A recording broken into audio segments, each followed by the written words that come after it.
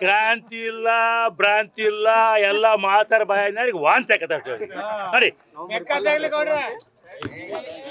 ಏನು ನೋಡ್ಬಿಟ್ರೆ ಕೆಲವರು ಮಾತುಗಳು ಅದು ಏನು ಇದ್ದು ಸರಿದ್ದ ಮಾತಾಡ್ತಾರೋ ಏನು ರಾತ್ರಿ ಹೊತ್ತು ಮಾಡ್ತಾರೋ ಗೊತ್ತಿಲ್ಲ.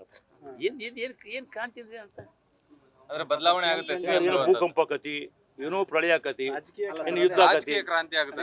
ಎಲ್ಲಿ ರಾಜಕೀಯ ಯಾವ ದೇಶದಾಗ ಕ್ರಾಂತಿ ಆಗತ್ತ? ಗಾಂಧೀಜಿ ಕಾಲ ಬಿಟ್ಬಿಟ್ಟು ಸ್ವತಂತ್ರ ಪೂರ್ವ ಬಿಟ್ಟರೆ ಯಾವಾಗ ಕ್ರಾಂತಿ ಆಗೈತೆ ನಾವು?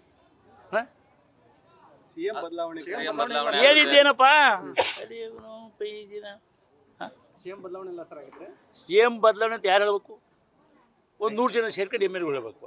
ಅದು ಬಾಯಿ ಬಂದ್ರೆ ಅವನು ಹೇಳೋದು, ಇವನು ಏನು ಇದು ಮೀಡಿಯಾ.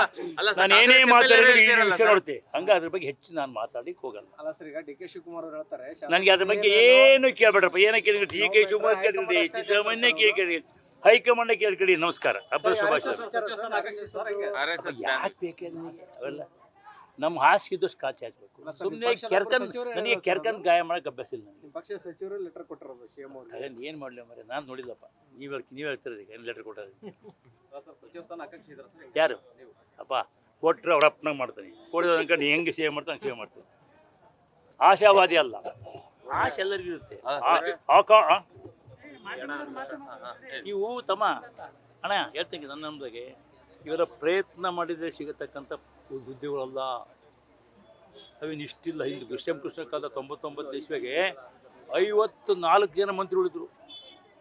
ಅವಾಗ ಯಾವುದು ನಿಬಂಧಿತ ಜಿಲ್ಲೆಗೆ 2-3 ಜನ ಇದ್ದರು.